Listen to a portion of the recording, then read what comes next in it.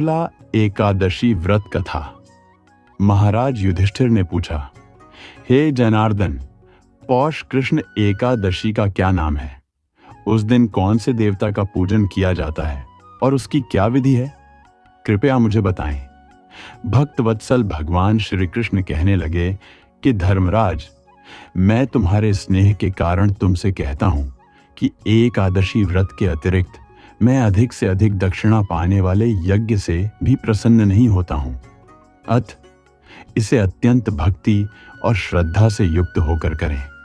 हे राजन, द्वादशी युक्त पौष कृष्ण एकादशी का महात्म्य तुम एकाग्र चित्त होकर सुनो।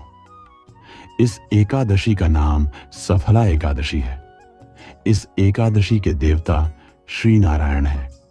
विधि पूर्वक इस व्रत को करना चाहिए।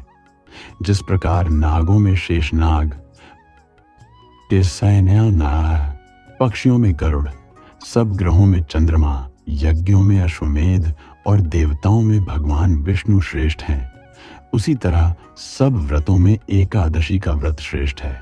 जो मनुष्य सदैव एकादशी का व्रत करते हैं वे मुझे परम प्रिय हैं।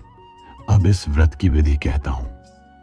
मेरी पूजा के लिए रथु के अनुकूल फल, नारियल, नींबू, नैवेद्य आदि 16 वस्तुओं का संग्रह करें। इस सामग्री से मेरी पूजा करने के बाद रात्रि जागरण करें। इस एकादशी के व्रत के समान यज्ञ, तीर्थ, दान, तप तथा और कोई दूसरा व्रत नहीं है। 5000 वर्ष तप करने से जो फल मिलता है उससे भी अधिक सफला एकादशी का व्रत करने से मिलता है। हे राजन, अब आप इस एकादशी की कथा सुनिए। चंपावती नगरी में एक महिष्मान नाम का राजा राज्य करता था। उसके 4 पुत्र थे। उन सब में लुम्पक नाम वाला बड़ा राजपुत्र महापापी था। वह पापी सदा परस्त्री और वेश्यागमन तथा दूसरे बुरे कामों में अपने पिता का धन नष्ट किया करता था। सदैव ही देवता, ब्राह्मण, वैष्णवों की निंदा किया करता था। जब राजा को अपने बड़े पुत्र के ऐसे कुकर्मों का पता चला तो उन्होंने उसे अपने राज्य से निकाल दिया। तब वह विचारने लगा कि कहां जाऊं, क्या करूं। अंत में उसने चोरी करने का निश्चय किया। दिन में वह वन में रहता और रात्रि को अपने पिता की नगरी में चोरी करता तथा प्रजा को तंग करने और उन्हें मारने का कुकर्म करता। कुछ समय पश्चात सारी नगरी भयभीत हो गई। वह वन में रहकर पशु आदि को मारकर खाने लगा। नागरिक और राज्य के कर्मचारी उसे पकड़ लेते किंतु राजा के भय से छोड़ देते। वन के एक अति प्राचीन विशाल पीपल का वृक्ष था।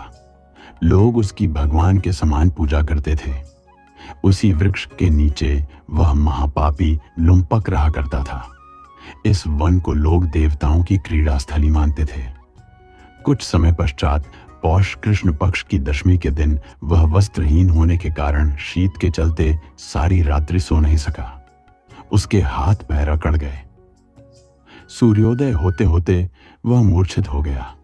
दूसरे दिन एकादशी को मध्याह्न के समय सूर्य की गर्मी पाकर उसकी मूर्छा दूर हुई। गिरता पड़ता वह भोजन की तलाश में निकला। पशुओं को मारने में वह समर्थ नहीं था। अतः पेड़ों के नीचे गिर हुए फल उठाकर वापस उसी पीपल वृक्ष के नीचे आ गया। उस समय तक भगवान सूर्य अस्त हो चुके थे। वृक्ष के नीचे फल रखकर कहने लगा, हे भगवान, अब आपके ही अर्पण है ये फल, आप ही तृप्त हो जाइए। उस रात्रि को दुमादाह के कारण रात्रि को भी नींद नहीं आई।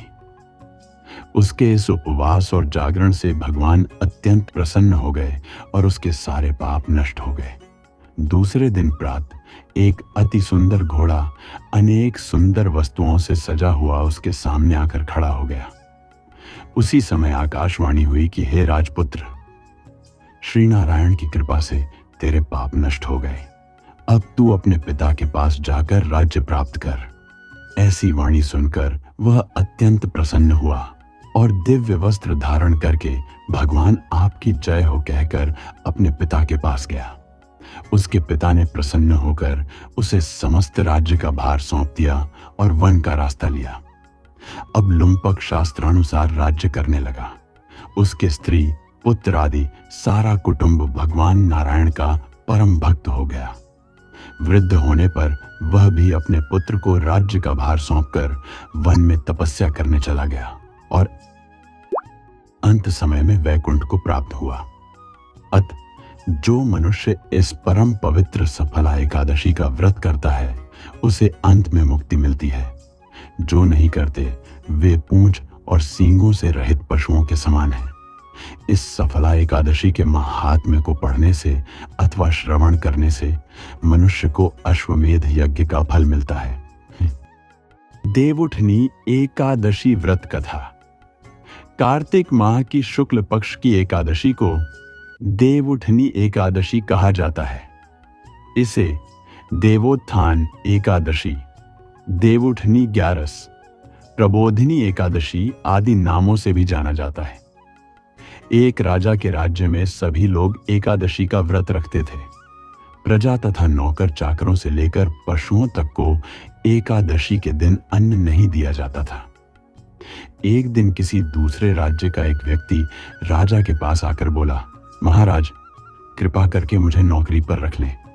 तब राजा ने उसके सामने एक शर्त रखी कि ठीक है, रख लेते हैं, किंतु रोज तो तुम्हें खाने को सब कुछ मिलेगा, पर एकादशी को अन्न नहीं मिलेगा। उस व्यक्ति ने उस समय हाँ कर ली, पर एकादशी के दिन जब उसे फलाहार का सामान दिया गया तो वह राजा के सामने जाकर गिद्धा गिद्धाने लगा, महाराज, इससे मेरा पेट नहीं भरेगा, मैं भूखा ही मर जाऊंगा, मुझे अन्न दे दो। राजा ने उसे शर्त की बात याद दिलाई, पर वह अन्न छोड़ने को राजी नहीं हुआ। तब राजा ने उसे आटा, दाल, चावल आदि दिए। वह नित्य की तरह नदी पर पहुंचा और स्नान कर भोजन पकाने लगा। जब भोजन बन गया तो वह भगवान को बुलाने लगा, आओ भगवान, भोजन तैयार है। 15 दिन बाद अगली एकादशी को वह राजा से कहने लगा कि महाराज, मुझे दुगुना सामान दीजिए।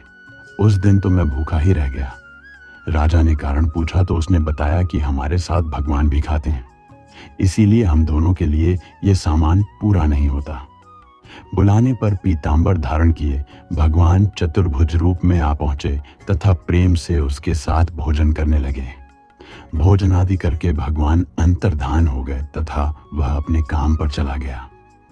15 दिन बाद अगली एकादशी को वह राजा से कहने लगा कि महाराज, मुझे दुगुना सामान दीजिए। उस दिन तो मैं भूखा ही रह गया।